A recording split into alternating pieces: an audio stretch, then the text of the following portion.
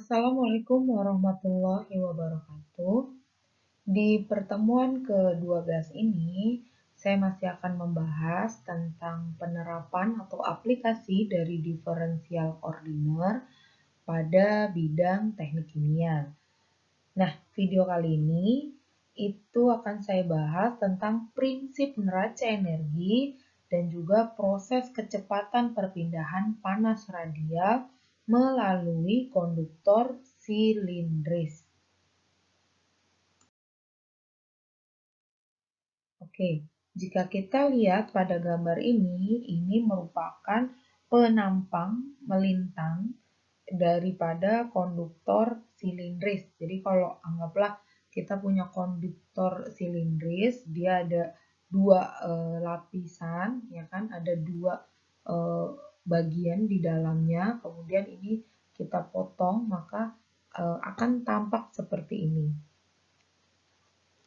Nah, dua buah konduktor ini dia berbentuk pipa konsentris yang memiliki jari-jari pipa dalam A. Di sini saya tulis ya, dia jari-jari pipanya adalah A. Dan jari-jari pipa luarnya itu adalah B. Ini pipa dalam, kemudian yang B ini adalah pipa bagian luar.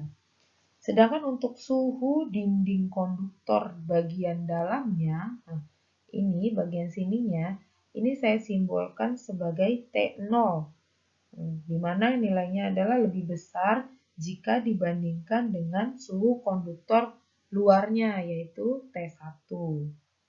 Kemudian, perpindahan panas secara konduksi itu ke arah radial terjadi antara dua konduktor, yaitu T0 dan juga T1. Berarti ada di sekitar sini ya. Nah, T0 dan T1 ini dianggap tetap dan proses perpindahan panasnya itu berlangsung secara steady state.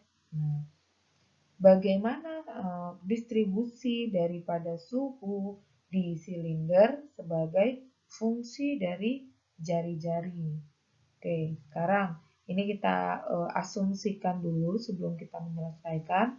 Yang pertama, elemen daripada volumenya, volume bagian dalam dari silindernya itu tebalnya adalah delta R, di mana delta R ini sama dengan do R. Nah, selanjutnya asumsinya adalah panjang daripada silinder ini kita asumsikan sebagai delta L. Kemudian proses yang ada pada konduktor silindris ini adalah steady state. Sama seperti penyelesaian soal di pertemuan 9 dan juga 8, kita tulis dulu neraca panasnya atau neraca energinya, neraca perpindahan panasnya pada interval R menuju R ditambah do R. Kalau sebelumnya karena pengaruhnya terhadap waktu yang kita simbolkan sebagai theta, maka nilai yang kita akan itu adalah dari theta menuju theta ditambah perubahan theta. Nah, karena ini silinder kaitannya dengan pengaruh daripada jari-jari, maka bisa kita tulis R menuju R ditambah do R. Oke, sekarang di sini kita punya nilai suhu. Suhu itu kita simbolkan T pada saat kondisi R. Kemudian pada saat kondisi R ditambah do R itu adalah T ditambah DT dikali DR dikali dengan do R.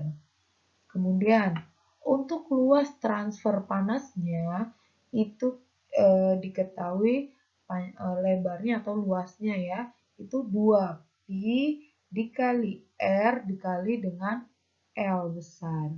Maka pada proses penambahan R-nya itu bisa kita tulis 2 kali pi dikali R ditambah do R dikali dengan L. Oke, selanjutnya kita mencari nilai densitas daripada flux panas bagian arah radialnya. Itu kita simbolkan sebagai Q. Maka untuk perubahannya Q ditambah dQ per dr dikali dr. Selanjutnya ada aliran panas totalnya. Nah, aliran panas total ini kita tuliskan 2pi kali R dikali Q. Sedangkan untuk perubahannya itu bisa kita tulis 2pi dikali R ditambah dr dikali dengan Q ditambah dQ per dr dikali dr. Nah, sekarang kita bisa tuliskan untuk neraca panasnya pada elemen volumenya itu sama, nilai rumusnya neraca massa, neraca energi itu satu, yaitu input ditambah dengan output. Kenapa akumulasi tidak ditulis? Biasanya kan ada akumulasi kan, karena kita menganggapnya ini prosesnya sekali atau batch ya, sekali. Jadi input langsung keluar menjadi output. Oke, karena kita sudah mengetahui nilai input dan outputnya, maka kita bisa tinggal masukin aja nilai input. Input itu adalah 2VR dikurang dengan 2Pi ditambah dikali R ditambah dr kali dengan Q ditambah dQ per dr kali dr sama dengan 0. Oke, kita bisa lihat bahwa ini adalah aliran panas total pada saat R. Sedangkan ini adalah panas aliran total pada saat perubahan dari R. Maka ini bisa kita sederhanakan menjadi seperti ini. Ya. Setelah itu kita sederhanakan lagi, ini ada sebenarnya di persamaan diferensial homogen. Jadi yang dia sama variabelnya maka bisa disatukan. Oke, setelah penyederhanaan ini bisa kita ketahui nilainya adalah R dikali dQ per dr ditambah dengan Q sama dengan 0. Maka nilai persamaan ini kita harus integralkan, yaitu integral daripada dQ per Q sama dengan minus integral dr per R. Kita tahu ya, ini udah pernah juga kita pelajari di matematika dasar untuk integral. Hasil daripada integral ini adalah ln Q. Nah, sedangkan yang untuk dr per R-nya ini adalah minus ln R ditambah ln A. Kenapa tiba-tiba muncul A, Bu? Gitu kan? Nah, nilai ln A ini adalah merupakan perubahan. Jadi ada perubahan yang terjadi, maka nilai A ini perlu kita cantumkan. Oke, maka kita bisa cari nih nilai Q-nya. Nah, nilai Q-nya itu berarti sama dengan A dikali R. Oke, selanjutnya ini nilai persamaannya bisa kita tulis begini karena ada reaksinya ya. Min K dikali dt per dr itu sama dengan A dibagi dengan R.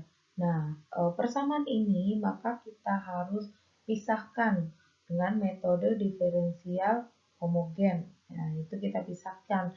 Kalau misalnya ada yang R berarti dia sama R gitu. Oke, di sini kita pisahkan antara dr per R. Nah, sama dengan hasilnya adalah min K per A dikali dengan dt. Maka nilai ini kalau kita integralkan menjadi ln R sama dengan minus K per A kali T ditambah dengan B. Apa nih Bu? B tiba-tiba muncul. Ini adalah konstanta. Mirip kayak misalnya ln 2 ditambah X gitu kan. Nah, nilai X-nya itu atau nilai C itu adalah konstanta. Sama kayak ini. Oke, selanjutnya dari persamaan ln yang udah kita peroleh, maka kita lakukan juga integral dengan kondisi batasnya. Oke, kondisi batasnya yang kita ketahui itu adalah pada saat R sama dengan A, maka T-nya itu adalah T0. Nah, maka nilai len A-nya itu sama dengan minus K per A dikali T0 ditambah dengan B. Nah, kemudian selanjutnya, untuk nilai R sama dengan B, maka nilai T-nya itu sama dengan T1. Oke, maka len B sama dengan minus K per A dikali dengan T1 ditambah dengan B. Nah, maka kita uraikan lagi nilai lennya tadi menjadi len A dikurang len B sama dengan K dibagi A dikali T1 dikurang T0.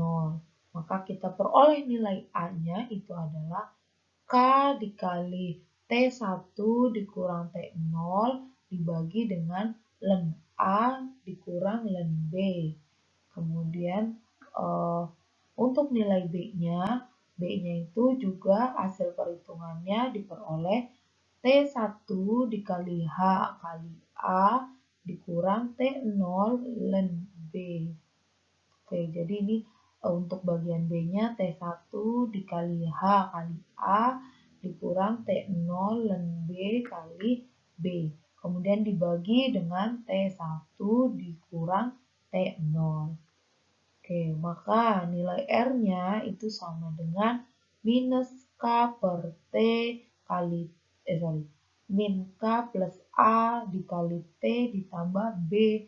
Maka persamaannya menjadi seperti ini. Nah, ini bentuknya bisa kita sederhanakan kembali menjadi T dikurang T0 dibagi T1 dikurang T0 sama dengan len R ditambah len A dibagi len B dikurang len A.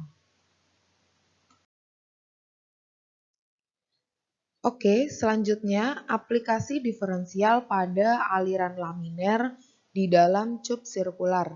Di sini ada contoh soal. Dapatkan persamaan untuk steady state di aliran viskos dalam cup horizontal dan radius R0, di mana fluidanya itu jauh daripada inlet cup. Kemudian kondisinya fluida ini adalah incompressible, di mana mu-nya itu adalah konstan. Alirannya itu didorong masuk satu arah dengan gradien tekanan yang konstan. Untuk penyelesaiannya, fluida ini diasumsikan masuk pada arah Z di cup. Kemudian arah Y itu adalah vertikal, ini arah Y adalah vertikal, sedangkan X ini adalah horizontal. Karena Vx dan Vy itu adalah 0, maka persamaan kontinuitasnya itu menjadi dVz per dz sama dengan 0. Sedangkan untuk steady state itu dVz dan dt-nya itu adalah 0. Lalu substitusikan persamaan ini ke dalam persamaan lain, yaitu persamaan 3.738, yaitu ini persamaannya.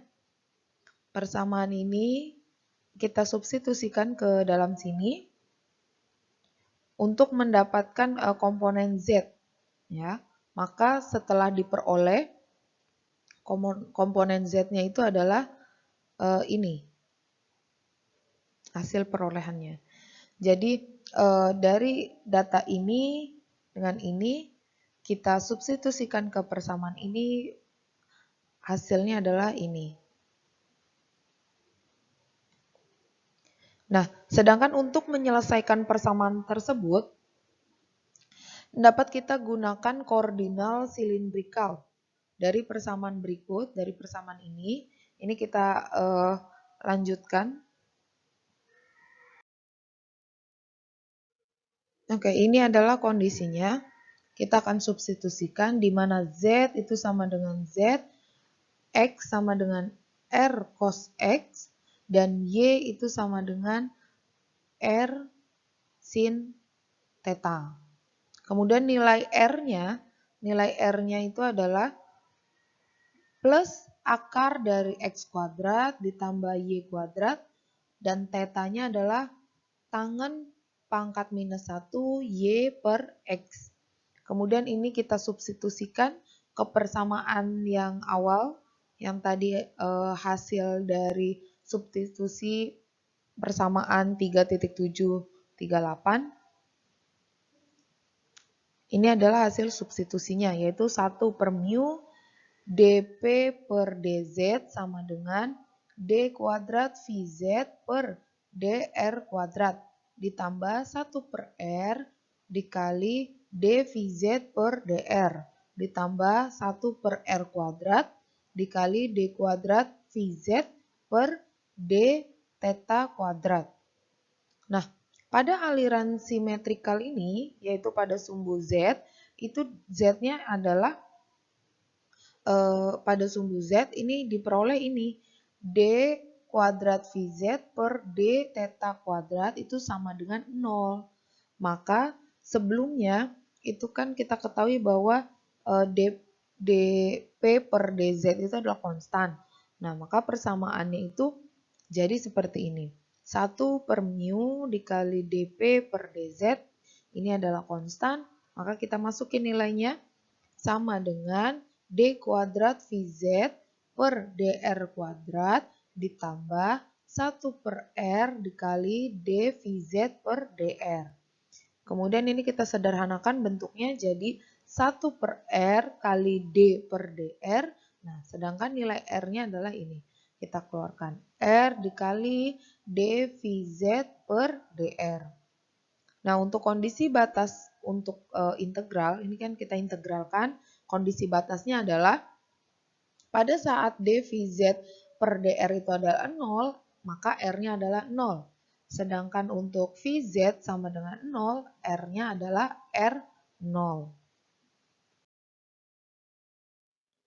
Hasil dari integral dengan kondisi batas tadi adalah Vz sama dengan 1 per 4 mu dikali dP per dz dikali R kuadrat dikurangi dengan R0 kuadrat.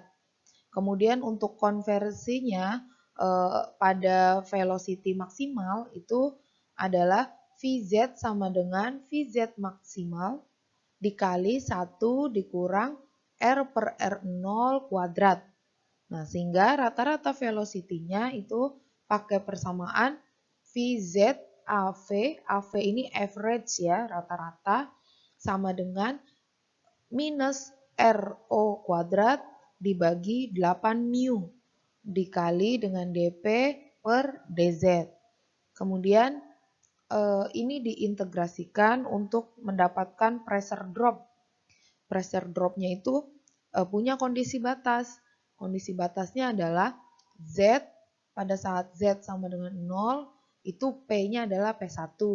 Sedangkan pada saat Z-nya sama dengan L, itu P-nya adalah P2.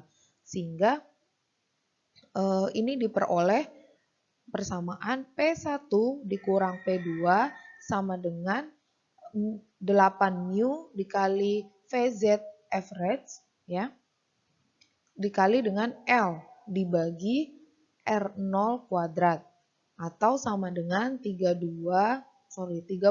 mu kali VZ average kali L per D kuadrat. Sedangkan nilai D itu sama dengan R0 kuadrat. Nah, ini average ya. Oke. Nah, persamaan ini merupakan persamaan Huygens-Poiseuille. Oke, kita lanjutkan contoh soal. Aplikasi selanjutnya yaitu pada aliran laminer di dalam silinder anulus. Ini kita diminta untuk mencari persamaan untuk kondisi aliran steady state di dalam anulus antara dua pipa ya. Nah, biasanya aliran ini itu terjadinya di HE atau heat exchanger. Ini nanti akan kalian temui juga di praktikum OTK 3 modul heat exchanger. Nah, di sini kita diminta untuk mencari persamaannya, di mana untuk mencari velocity dari aliran anulus ini, dia diperoleh nilai radiusnya R sama dengan R maksimal, R max. Nah, kemudian antara R1 dan juga R2 itu ditampilkan pada gambar ini yang di bawah. Kemudian untuk proses integrasinya itu menggunakan kondisi batas di mana dVz per dr itu sama dengan 0, maka R-nya adalah R maksimal.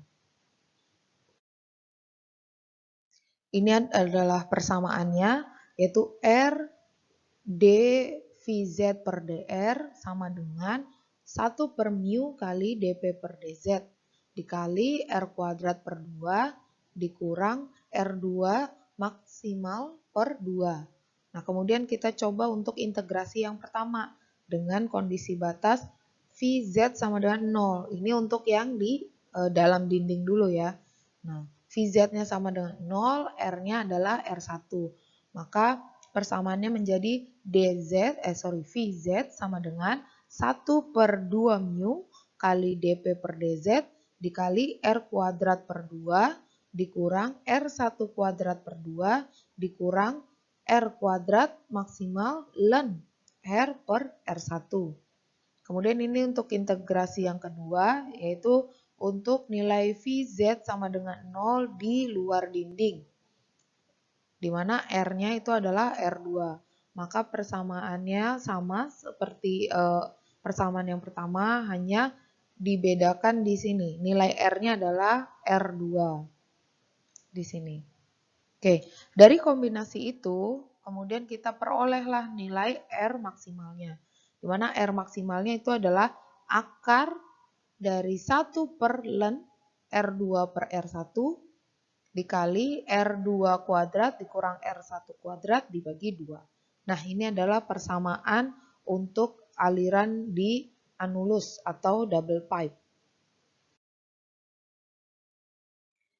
Demikianlah video singkat penjelasan tentang aplikasi diferensial pada pipa. Semoga video ini bermanfaat. Terima kasih. Wassalamualaikum warahmatullahi wabarakatuh.